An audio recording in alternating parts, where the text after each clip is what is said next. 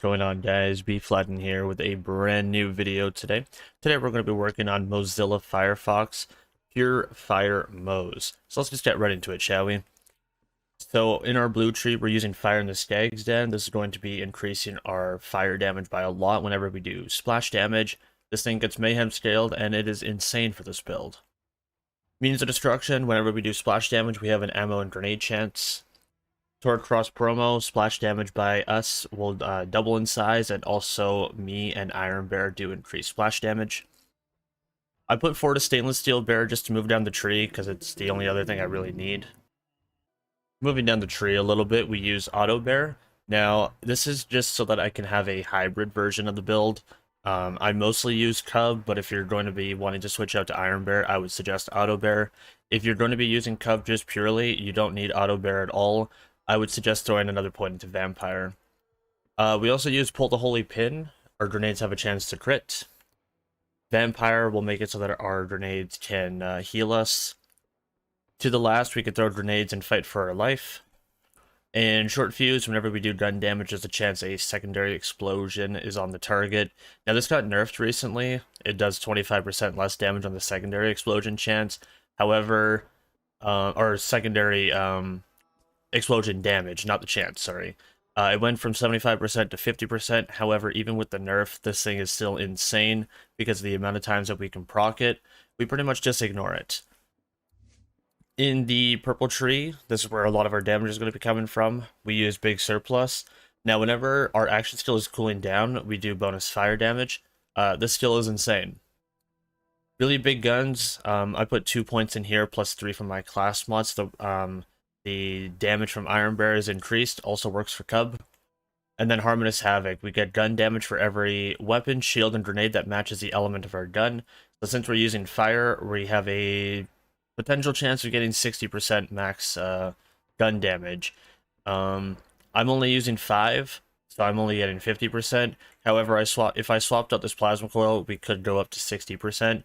I only use the plasma coil just so that enemies that are immune to fire, I could just take them out really quickly. In the green tree, I just put 2 to Cloud of Lead. Occasionally, we don't consume ammo, but we do bonus fire damage as well. I thought for my remaining 2 points that this was going to be a good skill to include. And then we do a lot of red tree. 5 to armored infantry for gun damage and damage reduction. Security Bearer just for a Cub. Selfless Vengeance, whenever we reload, we lose a small portion of HP, but we do bonus fire damage. Drowning in Brass, it's a gun damage skill. Our fire rate is reduced, but it's a good gun damage skill that's stacking. Experimental Munitions, whenever Moze or Iron Bear scores a crit, you do bonus fire damage. Desperate Measures, our gun damage and Iron Bear's weapon damage are increased depending on lower HP is. So if we reload a lot, with Selfless Vengeance, this thing can proc them pretty often. If we're low on HP for some reason, we also can have this skill proc for us. And then finally, one of the big hitters is Phalanx Doctrine. After killing an enemy, you get a stack of Phalanx Doctrine. And for every stack of Phalanx Doctrine, your shield and your gun damage are increased. Now, this thing has infinite stacks, and they last 30 seconds. 10% gun damage per stack, and 15% max shield per stack. On my Cub, I use Capacitive Armature. First try. It's the Shock Chain Railgun on Iron Cub. And let's get into the skills, shall we? So our main weapon is going to be the Prompt Critical with consecutive hits. Now what you want to do is you want to have this thing on Sticky. As you can see, I'm on Impact right now. Impact doesn't do a lot of damage, and it's also fire rate slower, as you can see here. I'm pulling the trigger as fast as I can. It's fairly quick, but also fairly slow in comparison to our stickies. If you plant stickies on an enemy, you can detonate them by switching your weapons, switching firing modes, reloading, that sort of thing. Those will all trigger the stickies. However, the enemy is probably going to die before you actually get a chance to trigger the stickies, so it doesn't really matter. I use the Boogeyman with consecutive hits, also fire, so that we can get Harmonious Havoc procced more. This is a ×1 consecutive hits, so that I can sustain ammo, and it also does a lot of damage. Whenever we kill an enemy, you can have that skull seek out enemies, and it also does a insta-kill on them. And the plasma coil we mentioned earlier with the consecutive hits, just in case there's a fire heavy or something that I need to kill, and that's immune to fire, I can just switch over to the plasma coil really quickly and kill it off. If you want to do max stacks for Harmonious Havoc for 60% gun damage, you could swap out the plasma coil with, say, a fire consecutive hits flipper would be a pretty good option. Just make sure that the primary fire is fire damage, just so that Harmonious Havoc can definitely trigger for sure. And then finally, a consecutive hits Hellwalker. It's fire, it does a lot of damage, it's, you know, one of the highest base damage guns in the game, and it's also consecutive hits. I use a Fire Old God. Now this is a Fire Old God, so that this also triggers for our Harmonious Havoc. And on Action Steel End, I do bonus fire damage, so whenever a cub blows up or expires, we do bonus fire damage. And just as a passive, it does 20% bonus fire damage. Now, I have a Cloning Maddening Tracker on Grenade Thrown for weapon damage. This makes it so that I can... and I use a Cloning Maddening Tracker. It is level 1. Now, the reason why it's level 1 is because the Cloning Maddening Tracker with Vampire, it doesn't matter the amount of damage that you do. It matters on the amount of hits that you do. So it could be level 1, it could be level 65. It does not matter. The lower the level, the better.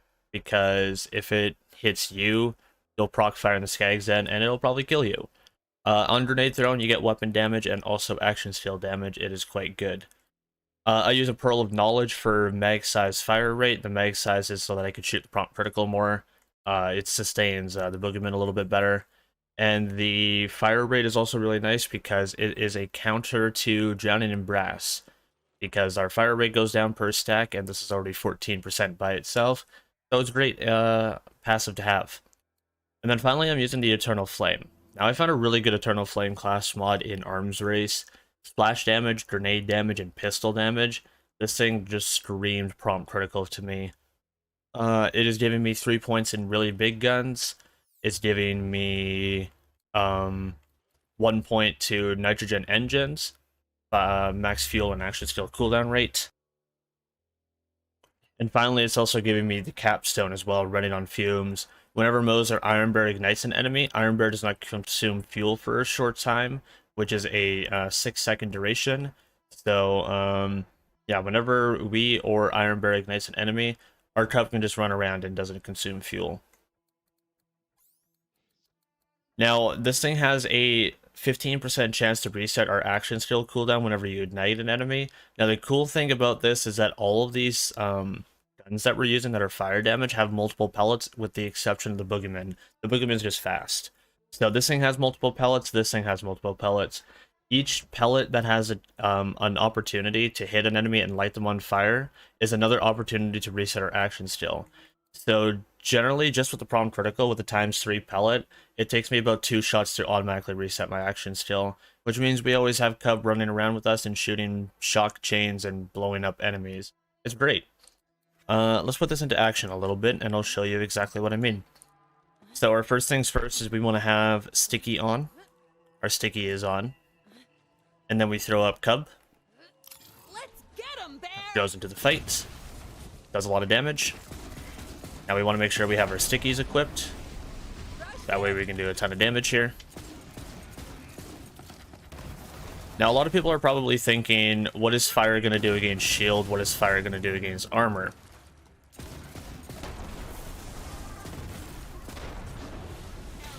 Now I was also worried about what this thing was going to do against shock, against shields and armor.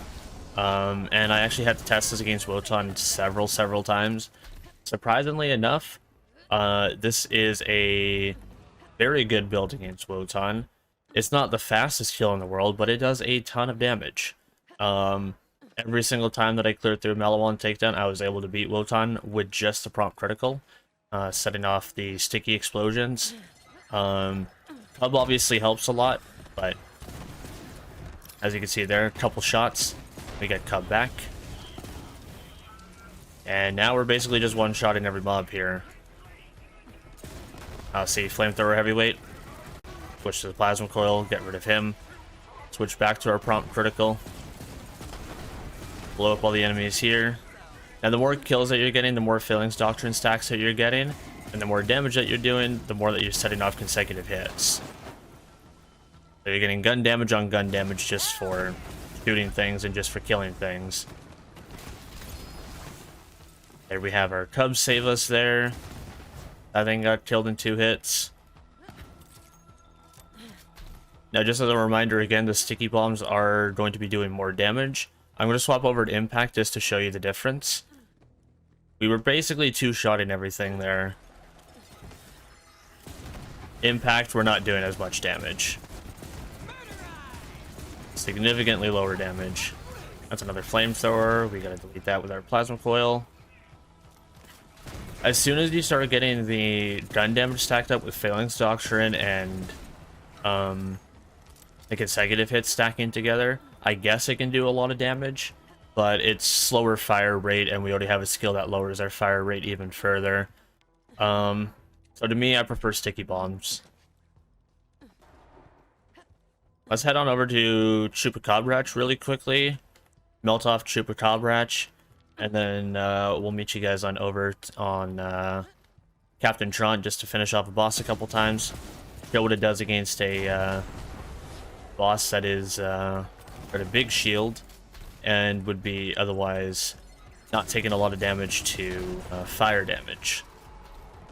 Alright, so that's Chupacabrach. We showed off the mobbing capability of the build a little bit, so I'm going to go meet you guys on over to Tront, and we'll play around with Tront a little bit. Alright, and we're here at Captain Tront. Let's go ahead and have some fun with one of our favorite bosses, Tront. Summon in Cub.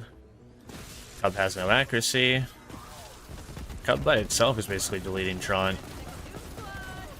Throw some sticky bombs in there, and there goes Tront. Now, having Cub alongside with you while doing all the fire damage is great because you can mix up your elements, and you don't have to swap out of your elements, so Harmonious Havoc is always doing the work for you. And Cub is always active and around because we can just keep on resetting Cub, even if Cub, like, trips a barrel or if Cub just expires. It's great to always have Cub active whenever you need it. So long as you're shooting the prompt critical or the Hellwalker, you should always have Cub with you, as you're resetting your action skill a ton of the time. I'm using Impact there, so I'm not shooting as fast. There's some sticky bombs, and Tront's gone. So if you want to swap up the build a little bit, you can switch out the Cloning Maddening Tracker for the Spring Epicenter, so you can get 10% extra damage. And like we discussed earlier, you can swap out the Plasma Coil for a Fire consecutive hits flipper, and that would be a full set of Harmonious Havoc for 60% gun damage there. I'm only getting 40 here, but I'd choose survivability and a fast way to kill fire immune enemies. So I'd choose the 40%, but there's a ton of other things that you can work with here. There's Hotfoot Teddies if you want to deal with those. There is a URAD version of the build if you want. As you can see, there's a bunch of URAD anoints in here that you can work with. Boogeyman with ×2, Hellwalker with the URAD. Epicenter in there, just in case you want to play around with those. There's a Cut Purse Launchpad in here as well if you want to do Guardian Takedown. This build is set for all pieces of content in the game. And this is Zilla Firefox. Guys, my name is Bflattened, and I'm signing on out of here. Take care, all. Laters.